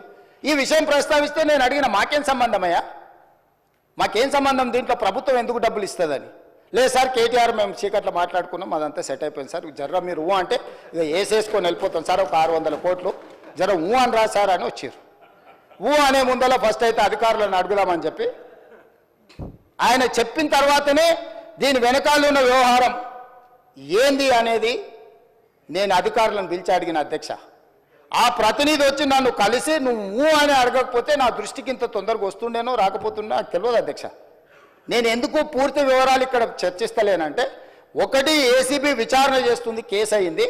2 హైకోర్టులో కేటీఆర్ గారు వెళ్ళారు. ఈ 2 శాఖలు నా దగ్గరనే ఉన్నాయి. ఒక శాఖ MAUD HMDA నా దగ్గరనే ఉంది, పోలీస్ శాఖ నా దగ్గరనే ఉంది, విచారణ చేసే శాఖ కూడా నా దగ్గరనే ఉంది. నేను ముఖ్యమంత్రికి సభలో దీంట్లో ఎక్కువ తక్కువ వివరాలు మాట్లాడితే విచారణ అధికారులు దీనికి ప్రభావితానికి లోనయ్యి నా మీద కక్షాపూరితంగా వ్యవహరిస్తుందని తారక రామారావు గారు ఈ అంశాన్ని కోర్టుల అడ్వాంటేజ్ వాడుకుంటాడు అని చెప్పి నేను ఎక్కువ వివరాలు మాట్లాడతలేను అధ్యక్ష. నేను స్పష్టంగా చెప్పదలుచుకున్నా అధ్యక్ష, 2023 డిసెంబర్, నాకు తారీఖు సరిగ్గా గుర్తులేదు, నేను ఆ డేట్లన్నీ తీసిస్తాను. 2023 డిసెంబర్ నుంచి 2024 డిసెంబర్ ఏసీబీ FIR చేసే వరకు క్రొనలాజికల్గా జరిగిన అన్ని వివరాలను తొందరలోనే నేను అందరి ప్రజలకు వివరిస్తా. ఆ సంస్థకు సంబంధించిన ప్రతినిధి నన్ను కలిసి నాకు వాళ్ళు జరిగిన లోపాయకారి ఒప్పందాల గురించి చెప్పి దీన్ని నువ్వు సహకరించాలని అడిగినప్పుడు శాఖ నుంచి సమాచారాన్ని తెప్పించుకొని ఇది తెలంగాణ రాష్ట్ర ప్రజలకు సంబంధించిన సొమ్ము, హైదరాబాద్ నగర అభివృద్ధి కోసం మాత్రమే వాడాలి, కొద్దిమంది తోసుకుంటే కుదరదు అని చెప్పి దాన్ని వివిధ సందర్భాలలో అధికారుల నుంచి సమాచారాన్ని సేకరించి అధికారులకు పై అధికారులు నోటీసులు ఇచ్చి వాళ్ళు ఇచ్చిన రిప్లైల ఆధారంగా దాన్ని విచారణ చేపట్టాలి అని చెప్పి ఈరోజు ఫిర్యాదు చేసినాం అధ్యక్ష. సంవత్సరం నుంచి నానుతున్న సబ్జెక్టు, సంవత్సరం నుంచి పత్రికలలో రాస్తున్న సబ్జెక్టు, సంవత్సరం నుంచి టీవీలలో పేపర్లలో చర్చ జరుగుతున్న సబ్జెక్టు. 4 సమావేశాలు జరిగినాయి అధ్యక్ష. మన ప్రభుత్వం వచ్చినాక తమరి నేతృత్వంలోనే, తమరు స్పీకర్ అయిన తర్వాత ఈ శాసనసభ సమావేశం ఒక్కసారి కాదు 4 సార్లు జరిగింది అధ్యక్ష. ఇది 4వ సమావేశం. 4 సమావేశాలలో ఏ రోజైనా ఫార్ములా ఈ రేస్ గురించి బీఆర్ఎస్ ఎప్పుడైనా మాట్లాడిందా అధ్యక్ష? ప్రపంచంలో ఉండే చంద్రమండలంలో ఉండే ధూళి దుమ్ము గురించి అనకాపల్లి నుంచి అమలాపురం నుంచి అమెరికా వరకు కేటీఆర్ గారు అన్ని విషయాలు మాట్లాడిండు. ట్విట్టర్ పిట్ట రోజు విషయాలను ప్రస్తావించిన ఏ రోజు అన్నా ఈ ట్విట్టర్ పిట్ట ఈ ఫార్ములా ఈ రేస్ గురించి ఎప్పుడైనా మాట్లాడిండు అధ్యక్ష? ఇవాళ నిన్న సాయంత్రం నుంచి ఎట్టి పరిస్థితుల్లో చర్చ జరగాల్సిందే, ఈ సభను నడవనీయం. ఏంటి అధ్యక్ష దురహంకారం? 2023 డిసెంబర్లో ఓడించి అధికారంలోకి వెళ్ళి దించారు. ఇంకా వాళ్ళ అహంభావం తగ్గలేదని 2024 పార్లమెంట్ ఎన్నికల్లో డిపాజిట్లు గుంజుకున్నారు అధ్యక్ష. అయినా ఇంకా వీళ్ళు అధికారం పోయినా మారలేదు, డిపాజిట్లు పోయినా మారలేదు. ఈరోజు మెదడు కూడా పోయినట్టుంది అధ్యక్ష వాళ్ళు చేస్తున్న అల్లరి చిల్లర పనులు చూస్తుంటే. అధ్యక్ష, మనం బాధ్యత కలిగిన ప్రజాప్రతినిధులం. ఇంత కీలకమైన సమస్య చర్చ జరుగుతున్నప్పుడు ఈ చర్చను కొనసాగించి చర్చ పూర్తయిన తర్వాత తీసుకోమని అడగనున్నారు అధ్యక్ష. తమరు అనుమతిస్తే ఏదైనా. ఇవాళ నేను ఎందుకు వివరాలు ఇక్కడ మొత్తం చెప్పలేకపోతున్నానంటే, ఒక పక్కన ఏసీబీ విచారణ చేస్తుంది, రెండవ పక్కన కోర్టులో అతను వాదనలు వినిపిస్తున్నాడు. నేను ఏ సమాచారం అవసరానికి మించి వాస్తవాలను ఏది మాట్లాడినా ముఖ్యమంత్రిగా ఈ శాఖ 2 శాఖలు నా పరిధిలోనే ఉన్నాయి కాబట్టి నేను ఏదైనా ఆ శాఖలను మీద ప్రభావితం, ఆ శాఖలను ఏదైనా ప్రభావితం చేస్తా అని చెప్పి ఏదన్నా అనుకునే అవకాశం ఉంటుంది కాబట్టి నేను ఆ వివరాల జోలికి వెళ్తలేను. మీ ద్వారా ఇన్ని వివరాలు చెప్పిన నేను ఒకటే కోరుకుంటున్నా అధ్యక్ష, ఫార్ములా ఈ రేస్కు సంబంధించి వారు పట్టుబడుతున్నారు. ఒకసారి అధికారులతో ఒకసారి కోర్టులో పరిస్థితులను అంచనా వేసుకున్నాక మీరెప్పుడు పిలిస్తప్పుడు ఇక్కడైనా ఎక్కడైనా ఒకవేళ వాళ్ళకి శాసనసభలో చర్చించడానికి వాళ్ళకు ఒకవేళ ఏమైనా ఇబ్బందులు ఉంటే వాళ్ళ పార్టీ ఆఫీస్కి అయినా కూడా వస్తాం అధ్యక్ష, మాకేం అభ్యంతరం లేదు. 100 కోట్లు ప్రభుత్వం సొమ్ము కొల్లగొట్టి ఇతర దేశాలకు తరలించి మేము పట్టుకున్నాక ఇక్కడ నుంచి అక్కడికి పోయింది తెలిసిందే కదా అంటాడు అధ్యక్ష. మీ ఖాతాలో ఉన్న పైసలు సైబర్ క్రైమ్ వేరే ఖాతాలకు మార్చుకొని వాడు ఎన్నో కొండ మీద కూర్చొని ప్రసాద్ గారి ఖాతాలో ఉన్న సొమ్మంతా నా దగ్గరకు వచ్చింది, నన్నేందుకు పట్టుకునేది అంటే వాళ్ళ అర్థం ఉందా అధ్యక్ష? HMDA ఖాతాలో ఉండాల్సిన కోట్ల రూపాయలు లండన్లో ఏదో కంపెనీకి మార్చి ఆ లండన్ కంపెనీ వెనకాల నీకేం లాలుచుందో చెప్పకుండా ముందు ట్రైపార్టీ అగ్రిమెంట్ ఉన్నదాన్ని బైపార్టీ అగ్రిమెంట్ చేసి బైపార్టీ అగ్రిమెంట్ల ఎన్నికల నిబంధనలు ఉల్లంఘించి రాష్ట్ర ప్రభుత్వ విధి విధానాలను ఉల్లంఘించి అన్ని రకాలుగా కోట్ల రూపాయలు. అధ్యక్ష 55 కోట్లు అంటుండు అధ్యక్ష. వీళ్ళు చేసుకున్నది 600 కోట్లు ఇవ్వనికే. 55 కోట్లు ఇవ్వగానే నేను పట్టుకున్నా అధ్యక్ష. 55 కోట్లు ఇవ్వగానే నేను పట్టుకున్నా కాబట్టి 500 కోట్లు మిగిలిపోయినాయి అధ్యక్ష. లేకపోతే నేను జర్ర ఆయన వచ్చిండు కదా చెప్పిన కదా అధ్యక్ష, జర్ర ఊ అని అయిపోతుందని. నేను జర్ర ఊ అంటే 600 పోతుండే అధ్యక్ష.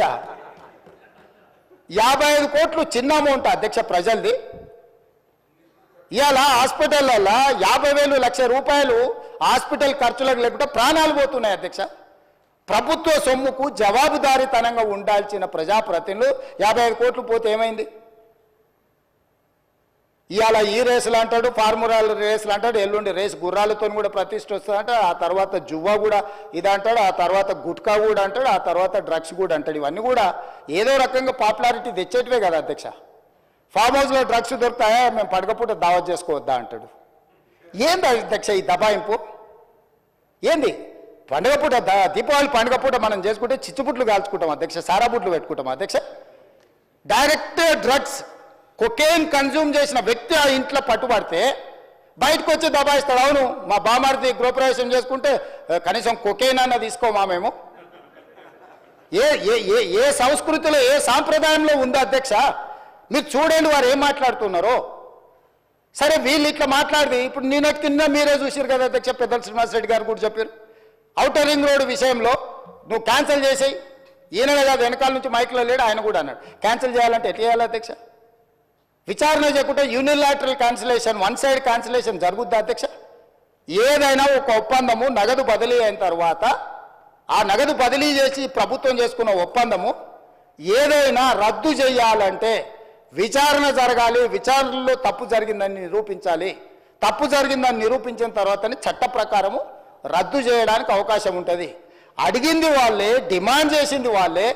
నేను లేచి నించొని ప్రకటించిన తర్వాత మళ్ళీ హరీష్ రావు గారు అభినందించండు, మేము స్వాగతిస్తున్నాం మీ విచారణని. ఇవ్వాలంటే నా మీద కక్షతోని విచారణకు ఆదేశించిండని. అంటే ఔటర్ రింగ్ రోడ్ అమ్ముకున్నా ఏమనొద్దు. హెచ్ఎండిఏలో 100 కోట్లు విదేశాలకు తరలించి ఆ విదేశాలలో మీరు ఎట్టెట్లా వంచుకుంటురో ఎవరెవరు ఈ నుంచి నువ్వు ఎఫ్ఈఓ ఖాతాలకు పోయిందో చూపిస్తున్నావు. ఎఫ్ఈఓ ఖాతాల నుంచి లండన్లో ఎవరి ఖాతాలకు పోయినావు మళ్ళీ అవతల ఎవరు తేల్చాలి అధ్యక్ష? విచారణ చేయకుండా తేలుతుందా అధ్యక్ష? ప్లస్ నోట్లు పంపలే అధ్యక్ష, పౌండ్స్ కొనాలి ప్రభుత్వం అంటే ఆర్బీఐ అనుమతి తీసుకోవాలి అధ్యక్ష. ఫారిన్ కరెన్సీ పర్చేజ్ చేయాలంటే ఏ ట్రాన్సాక్షన్ చేయాలన్నా రిజర్వ్ బ్యాంక్ గైడ్ లైన్స్ ఉన్నాయి అధ్యక్ష. ఎట్లా పడితే అట్లా నా దగ్గర నోట్లు ఉన్నాయని నోట్లు ఇచ్చి డాలర్లు కొంటా, డాలర్లు ఇచ్చి పౌండ్స్ కొంటా, లేకపోతే రూపీలు కొంటా అని లేదు అధ్యక్ష. భారతదేశము రాజ్యాంగం పరిధిలో రిజర్వ్ బ్యాంకు కొన్ని నిబంధనలు అధ్యక్ష. పౌండ్స్ కొనాలంటే రిజర్వ్ బ్యాంక్ అనుమతి ఇవ్వాలి అధ్యక్ష. హెచ్ఎండిఏ ఖాతాలో ఉండాల్సిన పైసల్ని సీదా బ్యాంకు పోయి పౌండ్స్ కింద మార్చి పక్క దేశాలకు పంపించినందుకు ఇన్కమ్ ట్యాక్స్ నీ మీద ఫైన్ వేస్తే దానికి ఒక 8.5 కోట్లు కట్టి ఇవాళ మొత్తము 600 కోట్లకు మీరు లూటీ చేయాలని పథకం వేసుకొని 55 కోట్లు కొట్టేసినాక పట్టుబడి దాని మీద ఈరోజు విచారణకు సంవత్సరం నుంచి చర్చ జరుగుతుంటే దాని మీద విచారణ ఈరోజు ఏదో కొత్తగా వచ్చినట్టు ధరణి మీద చర్చ వద్దు, దాని మీద చర్చ చేయండి అంటున్నారు అధ్యక్ష. ఏం అధ్యక్ష? రేపు ఎల్లుండి అవతలెల్లుండి ఎట్లా కోర్టులో విచారణ జరుగుతుంది, ఏసీబీలో విచారణ జరుగుతుంది, మళ్ళీ హౌస్ వస్తూనే ఉంది. 4 సమావేశాలు వాళ్ళు అడగలేదు. ఇవాళ ధరణి వచ్చినప్పుడే ఈ ధరణికి సంబంధించిన లోపాలను, ఘోరాలను, నేరాలను ఈరోజు ఈ ప్రభుత్వం బయట పెడుతుందని భూభారతి చట్టం ఎట్టి పరిస్థితులు ఆమోదింపజేయనీయకూడదు. భూభారతి చట్టం ఆమోదించి ఫోరెన్సిక్ ఆడిట్ ఏదైతే మా ఉప ముఖ్యమంత్రి గారు, మా రెవెన్యూ శాఖ మంత్రి గారు డెఫినెట్గా ఈ మొత్తం ట్రాన్సాక్షన్స్ మీద ఫోరెన్సిక్ ఆడిట్ చేపట్టి ప్రభుత్వ భూములు అన్యాక్రాంతం ఎట్లయిపోయినాయి, ప్రైవేట్లో జరిగిన గోల్మాల్ ఏంటో నిగ్గు తెలుస్తామనే ఒక నిర్ణయానికి వచ్చి ఆ విషయాన్ని పసిగట్టి ఈరోజు సభ నడవకుండా సభలో ఆ చెత్త అంతా ఇది పరిస్థితి అధ్యక్ష. నేను ఎప్పుడైనా చర్చలకు వెనక పోతాను అధ్యక్ష. మీకు నేను చాలా సంవత్సరాల నుంచి తమరు నన్ను చూస్తూనే ఉన్నారు కదా, రాజకీయాలకు లేనప్పటి నుంచి కూడా చర్చలు ఏమైనా వెనక పోయేటోనా అధ్యక్ష? మీకు తెలియదా? ఏదైనా విషయంలో వెనకడికి వేసేది ఎప్పుడైనా జరిగిందా అధ్యక్ష? అంటే ఈరోజు మీరు తప్పించుకోవడానికి, మీరు చేసిన నేరాలను కప్పిపుచ్చుకోవడానికి ఈ రకంగా సభను అవమానించి తమరిని కించపరిచే విధంగా మాట్లాడి సభా గౌరవాన్ని, ఆ కుర్చీ మర్యాదను మంటగలిపి చర్చనే జరగొద్దు, బిల్లే పాస్ కావద్దు, ఈ భూములు ప్రజలు రైతులు బాగుపడొద్దు అని ఒక కుట్రపూరితమైన నేరాపూరితమైన ఆలోచనతోటి ఈరోజు వాళ్ళందరూ అట్లా ఆటవికంగా వ్యవహరించడాన్ని మమ్మల్ని వదిలేయండి అధ్యక్ష. మేము పాలకపక్షం, వాళ్ళు ప్రతిపక్షం ఉండొచ్చు. కమ్యూనిస్టు సోదరులు ఎప్పుడు కూడా మీరు గతంలో కూడా చూడండి, ఎప్పుడు కూడా చాడ వెంకటరెడ్డి గారు ఉండొచ్చు, లేకపోతే నోముల నరసింహయ్య గారు ఉండొచ్చు, లేకపోతే అంతకంటే ముందు వెనక్కి వెళ్ళిన వాళ్ళు ఎప్పుడు కూడా ప్రభుత్వం ప్రతిపక్షానికి పాలకపక్షానికి చర్చలలో ఒక డెడ్ లాక్ వస్తే, అంటే ఒక ఏమంటారు ఎక్కడిదక్కడ ఆగిపోతే వాటిని సమన్వయం చేసి చర్చలకు ముందుకు తీసుకెళ్లారు అధ్యక్ష. వాళ్ళు ఎప్పుడు కూడా ఈ సభ చర్చలు జరుగుతాయనే, ప్రజల సమస్యల మీద చర్చ జరుగుతాయనే పరిష్కారం చూపిస్తారని నమ్మే కమ్యూనిస్టులు దాదాపుగా ఉమ్మడి రాష్ట్రంలో అటు తెలుగుదేశం ఉన్నా, ఇటు కాంగ్రెస్ ఉన్నా, లేకపోతే కాంగ్రెస్ అధికారంలో ఉండి తెలుగుదేశం ప్రతిపక్షంలో ఉన్న ప్రతిష్టంభన వచ్చినప్పుడు కమ్యూనిస్టులు కీలకమైన బాధ్యత తీసుకొని, ఎంఐఎం కీలకమైన బాధ్యత తీసుకొని సభను నడిపించడానికి, సాంప్రదాయాలను కొనసాగించడానికి ఒక సమన్వయం చేసేది అధ్యక్ష. ఇవాళ ఏదీ లేదు అధ్యక్ష, ఎవ్వరు మాట వినడం లేదు. వాళ్ళేం ఎంఐఎంఆర్ లేకపోతే బీజేపీ ఆర్ కమ్యూనిస్టులు మా పార్టీ క్రియాశీలక సభ్యులేం కాదు అధ్యక్ష. వాళ్ళందరూ చర్చ జరగని చర్చ ఇది అత్యంత కీలకమైంది. మేము కొన్ని అంశాలు ప్రభుత్వం దృష్టికి తీసుకుదలుచుకున్నాం. తెచ్చుతున్న చట్టంలో కూడా ఏదైనా లోపాలు లేకపోతే వాటిలో ఏమైనా సూచనలు చేయాలని వాళ్ళు అడుగుతుంటే మేము ఎవ్వరిని మాట్లాడనీయము, మా ఇష్ట రాజ్యాంగం మేము వ్యవహరిస్తాము. ఇది తెలంగాణకు గౌరవము తెచ్చిపెట్టదు అధ్యక్ష. ఈ సభలో అట్లా వ్యవహరించే వాళ్ళ పట్ల తమరు నిశితంగా ఆలోచన చేసి ఒక మంచి నిర్ణయం తీసుకోవాల్సిన సమయం వచ్చేసింది అధ్యక్ష. 1 సంవత్సరం పూర్తి అయిపోయింది.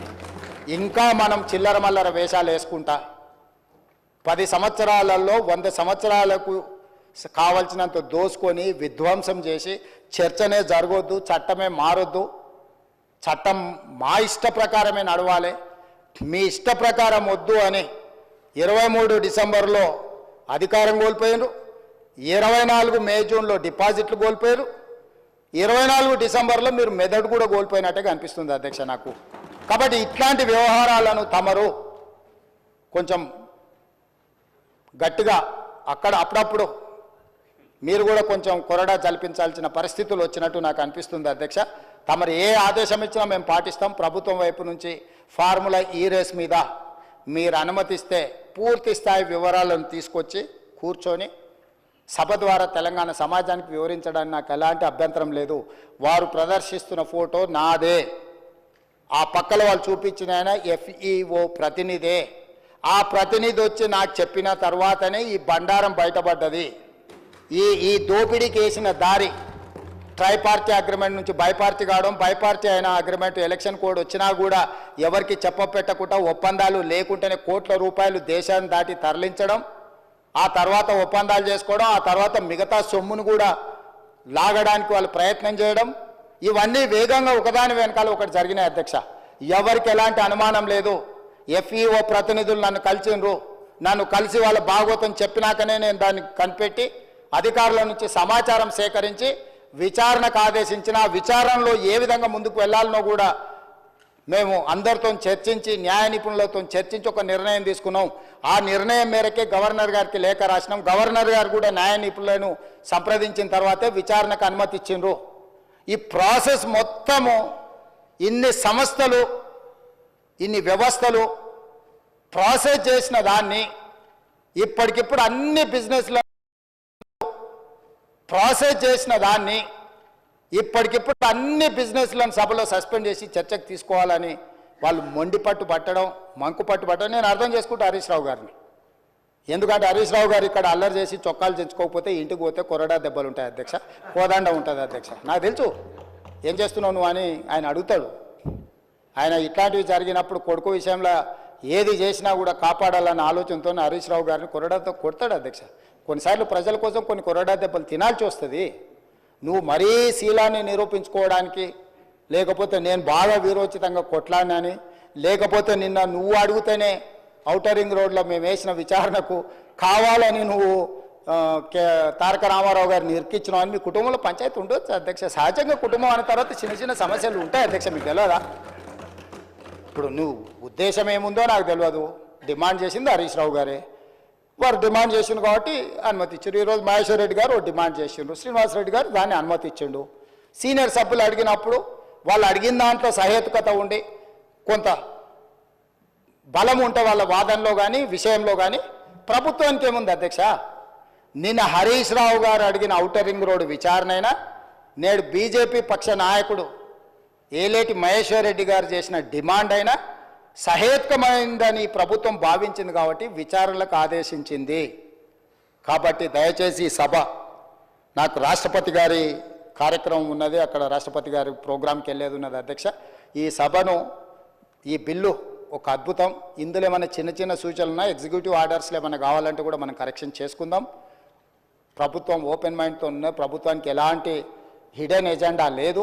ఒక మంచి చట్టం తెస్తే మాకే పేరు వస్తుంది. ఎందుకంటే ఈ భూమితో ముడిపడి ఉన్న ప్రాంతం తెలంగాణ. ఈ భూమే సర్వం, ఈ భూమే తెలంగాణ సార్వభౌమాధికారాన్ని తెచ్చిపెట్టింది. ఈ భూమి కోసం అసూలు బాసిన వాళ్ళు ఉన్నారు, వాళ్ళందరూ కూడా న్యాయం చేయాలనే సాదా బైనామాలు కావచ్చు, రెవెన్యూ రికార్డు కావచ్చు, లేకపోతే పోడు భూముల పట్టాలు కావచ్చు, లేకపోతే అసైన్మెంట్ పట్టాలు కావచ్చు, ఏదైనా భూమి రిలేటెడ్ ఇష్యూ. భూమి అంటే భూభారతి అని అంటే అది ఇందిరమ్మ కాంగ్రెస్ పార్టీ. ఎందుకంటే అసైన్మెంట్ భూములు ఇచ్చింది కానీ, పోడు భూముల పట్టాలు ఇచ్చింది కానీ, పేదలకి ఇండ్ల పట్టాలు ఇచ్చింది కానీ, ప్రతి వాడికి భూ పంపకాలు చేయడం ద్వారానే కాంగ్రెస్ పార్టీ ప్రజలలో ఈ రోజుకు 140 సంవత్సరాల నుంచి ఉన్న పార్టీ ఇంకా ప్రజలల్లో ప్రేమ అభిమానం ఉంది. ఇందిరమ్మ పేరు తలుచుకుంటున్నారు అని అంటే ఈ భూమి యొక్క హక్కులను పేదవాళ్ళ కోసం కాపాడడం వల్లనే. అట్లాంటి హక్కులను కాపాడడానికి భూభారతి 2024 చట్టాన్ని మా రెవెన్యూ శాఖ మంత్రి పొంగులేటి శ్రీనివాసరెడ్డి గారు ఏదైతే సభలో ప్రవేశపెట్టారో సభ్యులందరూ వీలైనంత మేరకు చర్చించారు. కొన్ని రిటర్న్లు కూడా ఎవరికన్నా ఇచ్చినా కూడా వాటిని కూడా మనం పరిగణలోకి తీసుకుందాం. అన్ని రకాలుగా ఒక మంచి చట్టం చేసుకుందాము. ఈ మంచి చట్టంలో అందరినీ ఇప్పటి కూడా నేను విజ్ఞప్తి చేస్తున్నా, ఇవాళ సాయంత్రం వరకు బీఆర్ఎస్ఓ లేదన్నా రిటర్న్ డాక్యుమెంట్ సబ్మిట్ చేసినా కూడా తమరు అనుమతి ఇవ్వండి. ఒకవేళ అసెంబ్లీ సెక్రటరీ గారికి వాళ్ళు ఏదైనా పంపించిన అందులో ఏదైనా విలువైన సూచన ఉంటే అధికారులకు కానీ నేను మంత్రి గారికి కానీ అడుగుతున్నా. ఈ ఒకవేళ ఏదైనా ఉన్నా కూడా ఎగ్జిక్యూటివ్ ఆర్డర్లో ఒకవేళ చట్టంలో మనం అమెండ్మెంట్ చేసుకోవడానికి ప్రొవిజన్ లేకపోయి ఉండొచ్చు. ఏదైనా ఉంటే అంటే వాళ్ళు ఇంత అల్లరి చేసినా ఏది చేసినా వాళ్ళు ఏదైనా విలువైన సూచన చేస్తా అంటే మాత్రం మాకు ఎలాంటి అభ్యంతరం లేదు అధ్యక్ష. ఈ చట్టాన్ని మీ అందరూ పెద్ద ఎత్తున మద్దతు పలికి ఆమోదించాల్సిందిగా నేను కోరుకుంటున్నా అధ్యక్ష. ధన్యవాదాలు.